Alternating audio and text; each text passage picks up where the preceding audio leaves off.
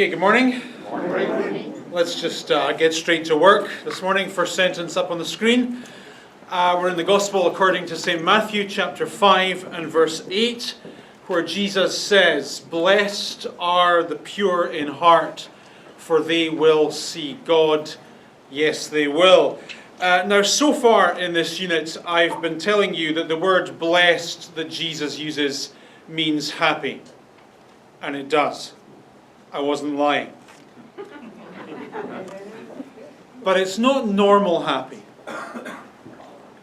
Normal happy is how you feel in response to the things God gives you.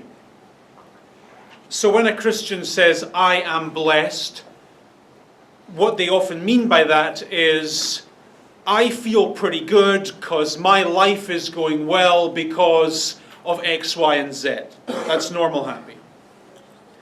But when Jesus talks about a person being blessed in this paragraph, he's not talking about the things that God gives to you.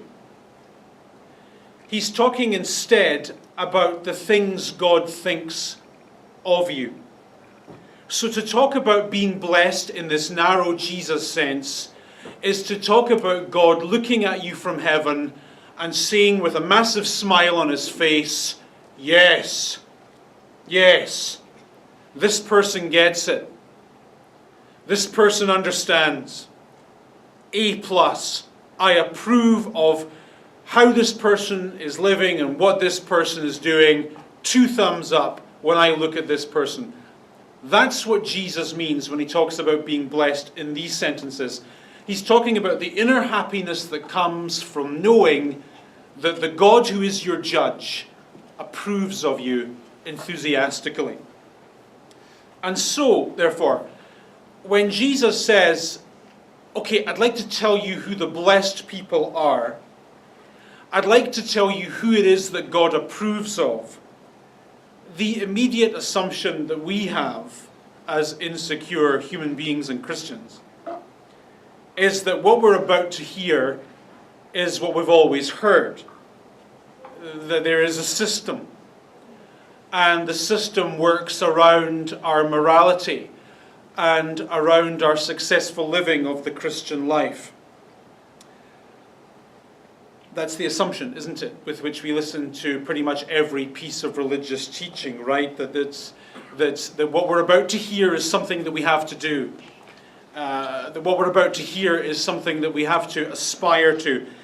And so when Jesus says, "Blessed are the pure in heart, for they will see God," we immediately join the dots in our head and we end up with a picture that says something to the effect of, God likes the good people, and so therefore it's incumbent upon us to pull up our socks and try a little bit harder at being gooder. I know there's no such word as gooder, but there should be.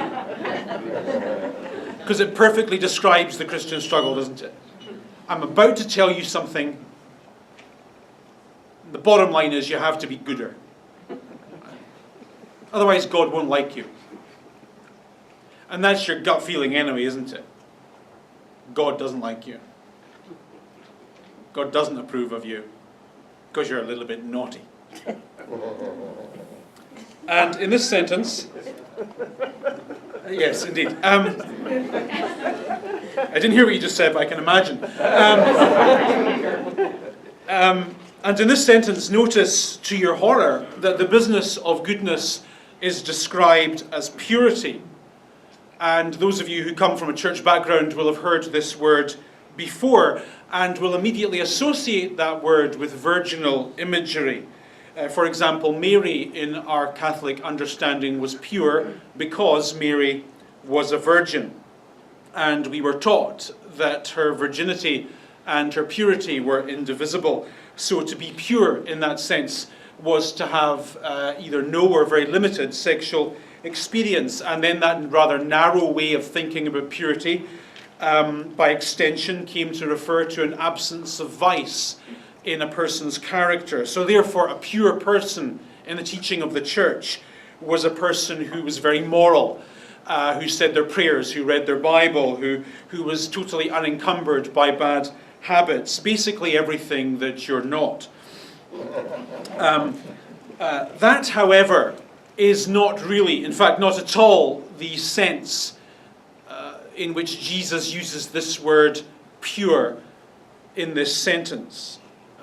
When Jesus uses the word pure, he means pure as in singular. Pure as in only one thing. And I think as a culture we're quite familiar with that usage of the word. For example, this is a brand of water by Evian, and it's their luxury brand and they just call it pure. Quite clever marketing. What they mean by this is, in this expensive bottle there is only one thing. Just water. $4.99 a bottle. Thank you very much. Next slide. This is a jar of English honey, and it's quite cleverly marketed, notice, as pure honey. So what the advertising is saying here to mothers is, mothers, with confidence you can spread this honey on your child's toast, knowing that it contains no E-numbers, no preservatives, no traces of peanut. In this jar there is but one thing: honey. It's pure. So you get the idea. To speak of something that is pure in this sense is to speak of something that is uncompounded, uncomplicated. And so to talk about purity in a moral context then is, of course, to talk about having a person who has an uncompounded, uncomplicated morality. And I think to absolutely all of us, this is a troublesome development, because of course we do not have an uncompounded morality. For the most part, I think we have a composite moral life. We are all in the same person, a mixture of good and bad, of moral and immoral, of decent and indecent, and we're complicated in a nutshell. Is that news to any of you, to say you are complicated? Okay. And in the ancient world, teachers of morality and religion were quite interested then in how a person could become uncomplicated, how a person could disentangle their moral and ethical life. And in Jesus' first century Jewish context, the foremost practitioners of this were a group of people, great people, called the Pharisees. I think I've taught you before that the word Pharisee simply means the separated ones.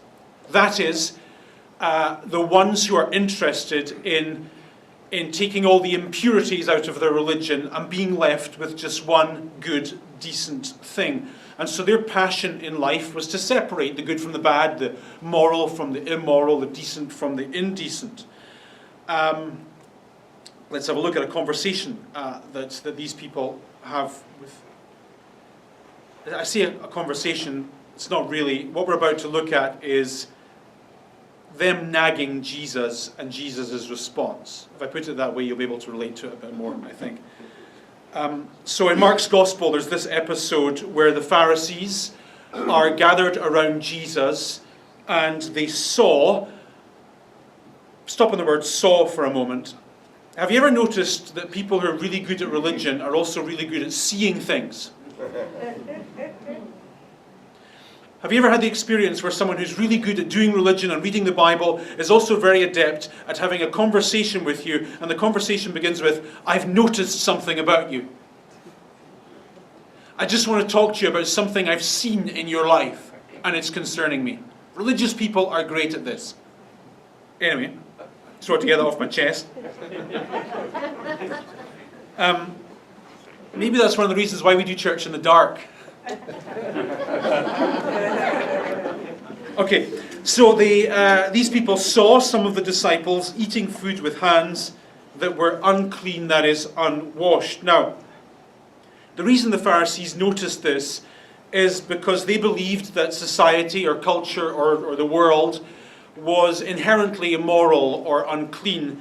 And because they believed that it was impossible to live within culture, society, world without being contaminated by its immorality. And so they had the experience of, I went to school today, I went to work today, I went to the gym today, and something about that experience made me feel dirty. Something about that experience made its way into my soul, and I just kind of feel kind of touched by its immorality.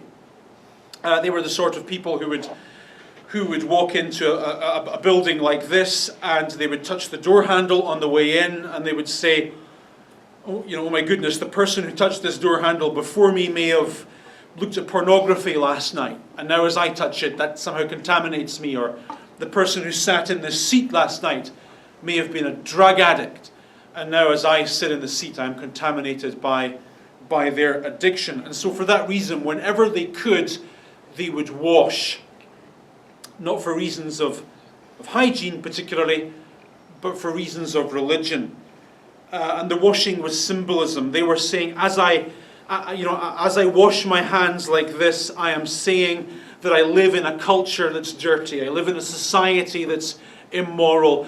And my passion in life is to separate myself from all that immorality and become as pure as I possibly can be. And they seriously believed that without these washings, they would become impure and unholy.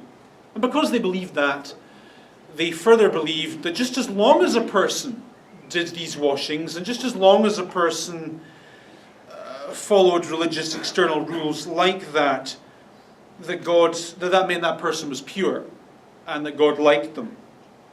And so in their way of thinking, a pure person was a person who observed the rules of their religion. Do this, don't do that, tick all the proper boxes, and you'll be okay. Religion to them was like one of those quizzes you take on Facebook. Do you ever see those quizzes on Facebook? Which character are you in The Lord of the Rings? Right? Right? I always end up as the fat, grumpy one. What that is all about. So, grumpy one. That's how they worked their religion. There was just a series of questions. Do you do this? No. Do you do that? Yes. Tick this box, tick that box. At the end of the day, you get the result. You're pure. You're good. God likes you. And now Jesus is under investigation. They're having a conversation with Jesus because he's not like them. He's not interested in ticking their purity box. And then in verse 3, Mark, for the benefit of his non-Jewish audience, says that the Pharisees and all the Jews don't eat unless they give their hands a ceremonial washing, holding on to the tradition of the elders. Every church that you ever go to has a subculture. There are assumptions about how you behave and what you wear and what you do. And those assumptions very rarely come from the Bible. They just come from stuff that people said sometime and it's stuck. This phrase, the tradition of the elders, refers to a whole body of teaching that isn't in the Bible, isn't in the Torah. It's not in any of the sacred writings of the Jewish faith. It's just stuff people said and it's stuck. God couldn't care less about it, but other people do. And then in the next sentence we get an idea of how far this tradition extended into everyday life. We're told that when they come home from the marketplace, for example, they don't eat unless they wash. And there's a whole bunch of other stuff too, like the washing of cups and pitchers and kettles. To understand what they're saying, living in this world of ours, gives us a composite morality. Every time I go to the marketplace in this sentence, I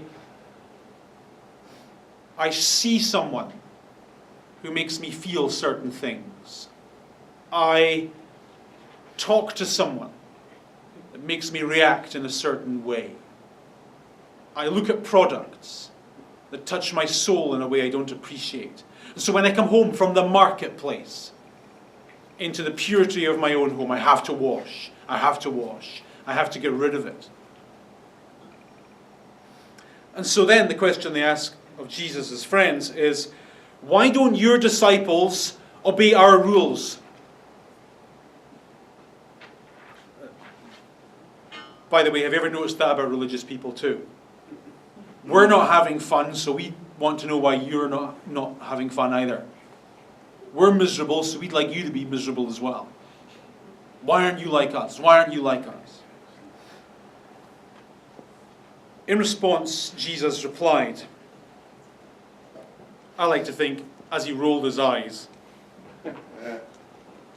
and said, Isaiah the prophet was right about you when he prophesied about you hypocrites. I've taught you before, I know that the word hypocrite that Jesus uses literally means to act. If you used the word hypocrite in the first century, your mind would have immediately gone to the various actors and actresses that played the roles in Greek dramas that were so popular in the time. And the obvious thing about drama, of course, is that it isn't real. When you came here last night to see Liam Neeson in Taken 3, you enjoyed it for what it was, but you didn't mistake that drama for reality. And so when Jesus calls the Pharisees hypocrites or actors, he's not accusing them of insincerity or fraudulency. On the contrary, they were very sincere in what they believed. He's just saying, you are sincere in the wrong thing. You are sincere about something that just doesn't matter. And then Jesus quotes a passage from the Old Testament that reinforces this point in spades. God speaking says, these people honor me with their lips, but their hearts are far from me. They worship me in vain, because their teachings are just rules taught by men. It's just stuff someone made up, and it's stuck. And notice that Jesus talks about the heart. So too does this morning's text. Blessed are the pure in heart. This is something that's characteristic of the Christian gospel. It's always concerned with how a person actually is on the inside and not at all with how they are or seem to be on the outside. And one of the tension points in the Jesus story was with those who thought it was very important to behave well with respect to observing the proper rules and traditions and customs, but who gave very little thought to how they actually were as human beings on the inside. And because they were very good at doing their religion externally, they were very good at not using the wrong words and very good at always showing up at the right meeting at the right time and all that stuff, they ended up giving very little thought to what they were actually like in their own soul, in the darkness. And for Jesus, the latter issue is always the only issue. I think it's always wrong to reduce faith to a mere matter of conduct and ethics and behavior. And the reason I think that's wrong is because one simply cannot behave one's way into God's approval. We cannot behave our way to a point where God looks at us and says, yes, you get it. You understand. Now I like you. Yesterday I didn't, but now I do. And so I think you can either deal as a human being with how you appear or with how you actually are. Better men than you have tried to do both and found that it can't be done. And if you're lucky, I think, don't take this the wrong way, but if you're lucky, you'll come to a point in life where you care less about how things appear and what others think, and care more about how you actually are, about what sort of human being you've actually become. Now, moving on. I can tell, by the way this text flows, that Jesus is getting increasingly annoyed at this point. Jesus, remember, had anger issues, okay? Jesus, like you, often found that stupid people annoyed him. And so in verse 14, he calls the crowd to him and says, listen. Now the word listen that Jesus uses, he says it like this. Listen. Listen. It's a word that he uses to describe how he feels when he's saying something that's crucially important and it has to be said because everyone else is being dumb, right? It's that kind of word. He says, listen, nothing a man on the outside, nothing externally in culture and society that you eat, that you drink, all that stuff, nothing can make him unclean by going into him. The issue is always what comes out of a human being. Now, in the religious world of first century Judaism, this is shocking.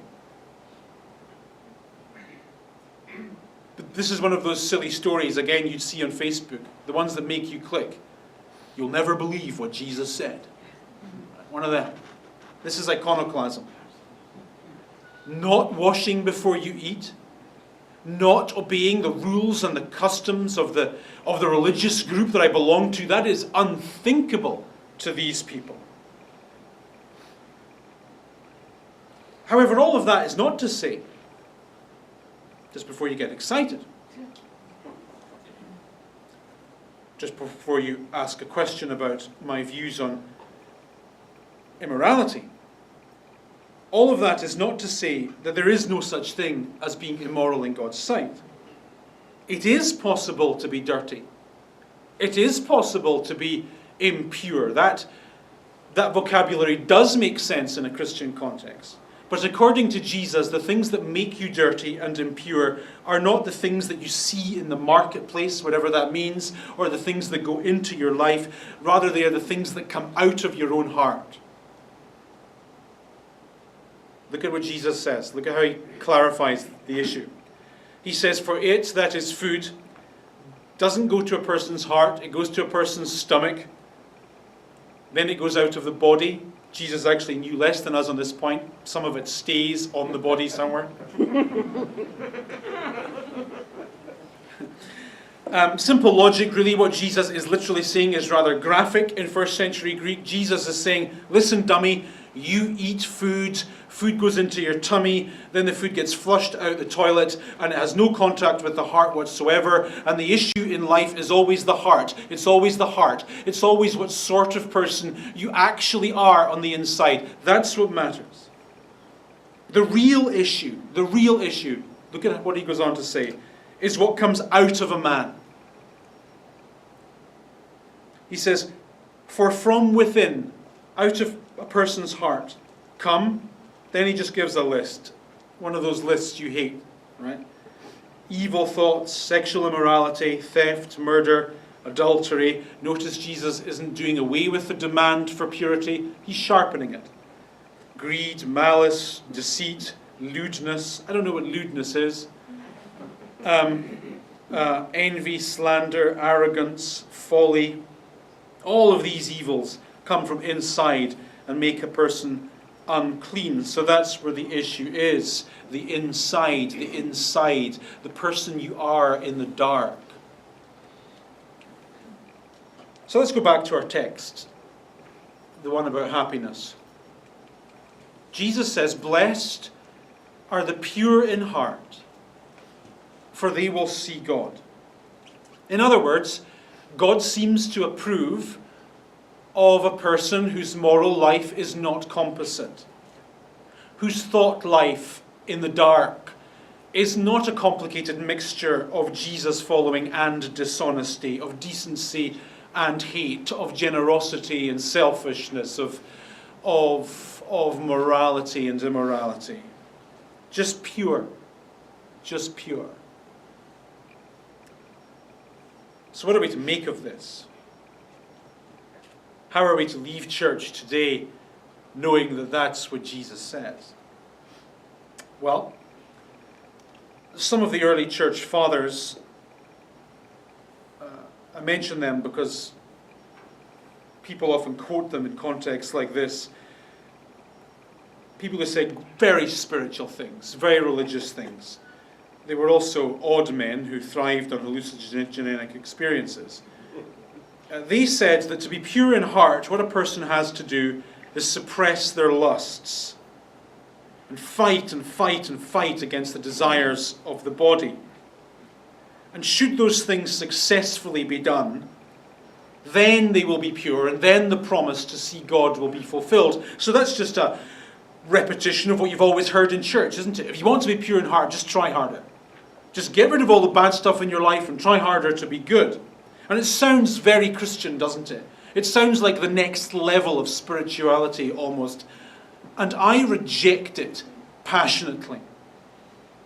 I think it is actually unchristian.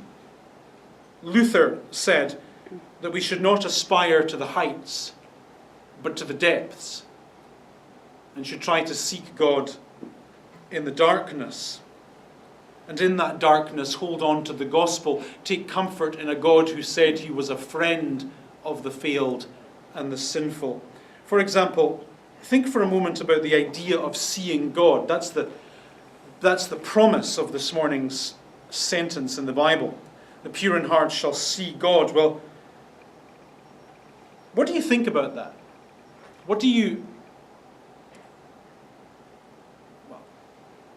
How do you feel about that? How do you feel about the idea of seeing God? If you were a person who was very successfully religious, if you were a person who had, as the early church fathers suggested, suppressed your lusts and gotten rid of the desires of the body and all that stuff, then maybe for you as a very moral person, the idea of seeing God would be quite a welcome occurrence. It would be no less than you deserve. But surely for the rest of us, people like you, who have to go to church in the dark, people like me, it's anything but. For myself, I would say that the idea of seeing God fills me with a sense of dread. For me, the idea of seeing God surely begins with God saying, Darren, a word. Do you know what I mean? And I don't mean that in a flippant sense, I mean that in a very serious sense. I know that in the terminal sight of my judge there are issues and imperfections and stuff to be said. And so the idea of seeing God to me is quite a frightening prospect. And in that fear, I think I'm surely in good company. Look at this next sentence from the Bible. It comes from the Old Testament, the book of Habakkuk. Speaking of God, the writer says, your eyes are too pure to look on evil, too good to tolerate wrong. So implied then in the notion of seeing God are two connected ideas. The first being that of a heightened sense of self-awareness. When I think about seeing God as a concept, I immediately also think about the wrong in my own life. To me, those two go together like peanut butter and jelly. Seeing God means Darren's an idiot. Seeing God means there's stuff Darren might want to hide. Have a look at this. It comes from part of the Bible called Job. And the context in this sentence is that Job has just had a very profound experience. He's just, quote unquote, seen God. And his response to this encounter is, my eyes have heard of you, my ears have heard of you, but now my eyes have seen you. And because my eyes have seen you, look at what he says, therefore I despise myself. And I repent in dust and ashes. I think that the irony of having a good and pure desire to live the Christian life is that that very desire makes you aware of how shabbily you live the Christian life. I think that the more you practice the way of Christianity, the more aware you are of how much you need to practice the way of Christianity. Have a look at this. This was written by a man called Paul, one of the leaders in the early church, as you know. And he said, here's something you can trust, here's something you can take to the bank. Christ came into the world to save sinners. End of story. Jesus isn't about good people. He isn't about people who've gotten their morality all together and who've never made a mistake and who can tick all the boxes. Jesus isn't for them. He came to save sinners, of whom I am the worst. This is the leader of the early church saying this. And when he says that he's the worst of sinners, I don't think he's saying that he's morally worse than anyone else particularly. I think that he means in this sentence, the more I have learned about Jesus, the more genuine my Christianity has become over the years, so too the more aware I have become of the darker corners of my own soul. The closer I've gotten to Jesus, the closer I've gotten to my own failings and flaws, and the more I know about myself.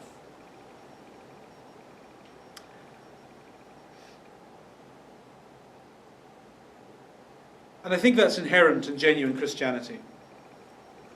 I think that a genuine Christian experience gives you a heightened sense of what you actually are. I think the second idea inherent of seeing God is the idea of being comforted by God in response to your own sin. To talk about seeing God or experiencing God is to talk about God having mercy on you.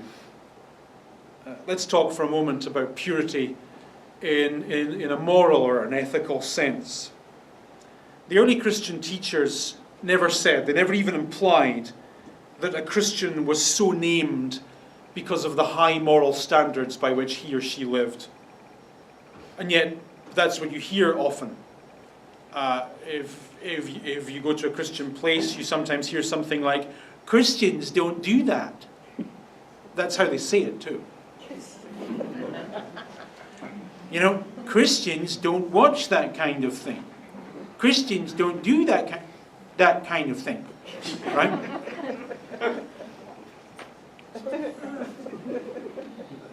As though, that may be fair enough, but as though Christianity was connected to a certain type of moral behavior. The early Christian teachers didn't talk like this. The early Christian teachers said that at the moment of a person's conversion, they are given a purity that is not their own. A purity that is more of a declaration than it is a reality. Look at this. It says in the New Testament that the man who does not work, when it uses the word work there, it doesn't mean work as in the job a person does, but work as in, I've read the Bible, now I'm going to try and do what the Bible says so that I can be a better person. So that God will like me more. This sentence says, the man who doesn't even try to do this, but instead trusts in the God who justifies the wicked. Now, if you can understand this contradiction in terms, you can understand Christianity. God deals with a person who is wicked, a person who has done wrong things, by justifying them. That is, by saying from heaven, I know you're messed up, I know you're a failure, but I, as your judge, am declaring you to be righteous even though I know you're not. And because I have declared you to be righteous even though I know you're not, I can now look at you and say, yes, you get it, you understand, I approve of you. 2 thumbs up.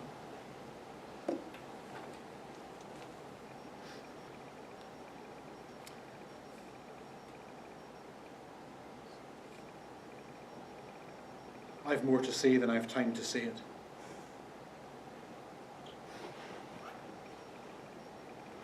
Let's go to the last slide.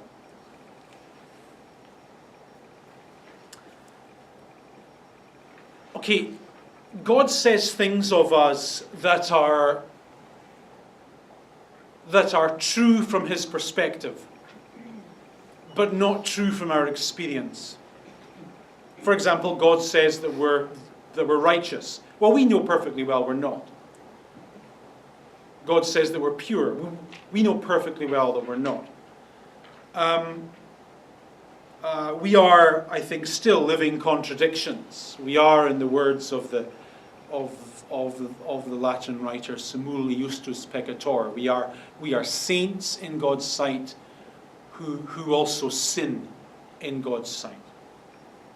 For this reason, the Bible writers often speak of a need to have an actual purity. And in this sentence, you get a bit of that. So the writer says, let us purify ourselves from everything, perfecting holiness out of reverence for God. So you see the contrast. Where the early Christian writers said that God makes us pure at the point of our conversion, they also said that following our Christian experience, we should make an effort to purify ourselves by trying harder, essentially, even though we'll never quite make it this side of heaven. When Jesus said that the pure in heart will see God, he used the word see in a sense that meant a future continuous reality. He was saying that the people who have been made pure by God and who have responded to that purity by practicing the living of a pure life, however imperfectly, will one day see God. And in seeing him, they will be comforted by the God who forgives them and gives them a righteousness that isn't their own.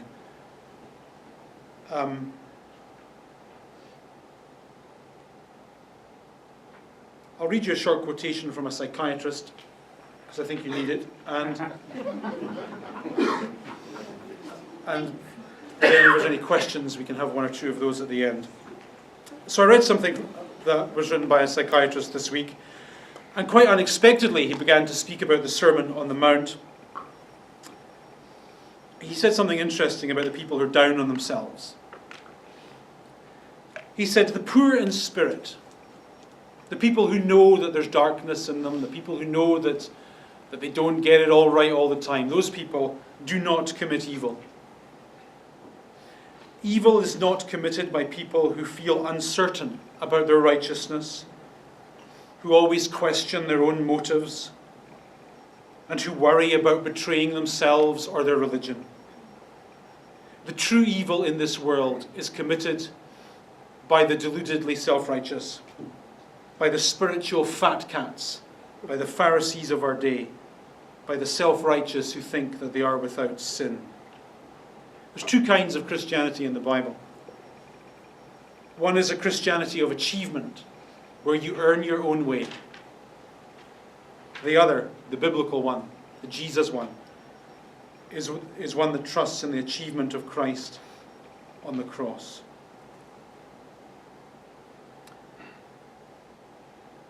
If a person thinks that they're not impure and that they don't have issues and that they don't need forgiveness, Christianity isn't for them.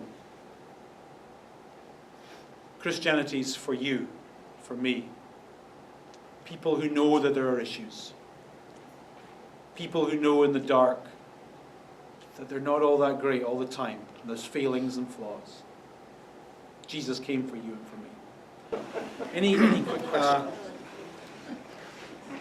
Yes, I think there's an extent to which I agree with you in that the church particularly often go on and on and on about an awful lot of issues, and it is just hard to imagine that God cares about that. So, yeah, I resonate with that. And yet, on the other hand of that, we do also believe that God cares about the detail of our lives. That God is interested in our little problems and not just our big ones. In our small failings and not just our massive ones. So I think there's a tension there. I think we have to conclude from the Bible that God does care about how we actually live, and every area of our life is done in His sight and is an act of worship. Worship's not just a thing we do in church, it's a thing we do with our whole life. And yet, the people who God seems to be most into in the Bible are people whose lives are a little more colourful than would be allowed by the contemporary church. So, but I feel that question. I often think that I think the church often fall foul of what Jesus is talking about here. So they often talk more about what a person does externally and spend an awful lot less time looking at how we actually are internally. The first is a good business, isn't it? First is good business, but I think church would be less judgmental if church was more aware of its own failings and its own flaws. Like if everyone in church was aware of the fact that they had issues, then church would be less concerned about everyone else's issues. Right? But because church often denies the fact it has issues and puts a lot of energy into pretending it's perfect, it then has nothing else to do but see things and notice things in other people's lives. Right? I sound so wise when I talk like that. I shall be Darren, the oracle. One more quick question. No? No, good. Okay. Celtic v Rangers this afternoon, so. Let's pray. Oh, no, yes. Well, I will pray. Next week we're starting a new unit. And we're going to be talking about stress. Yeah. Relevant to anyone? Okay, no, not at all. So, for 4 weeks we're going to be doing Let's Talk About Stress. If you know anyone that might be useful for, feel free to take them. We're going to be doing some pretty big Facebook advertising this week, so looking forward to next week. Looking forward to talking about that with you. Let's pray, then let's go.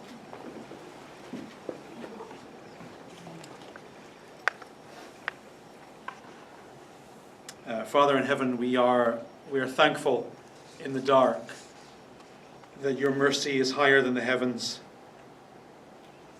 wider than our wanderings, deeper than our sin.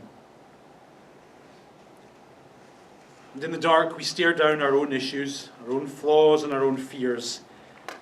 And we ask that you will help us change our way of life, that where needed we will desire what is good, that we will love the things you love, hate the things you hate, and do the things that you command. We ask this as your forgiven and flawed followers. In Christ's name. Amen.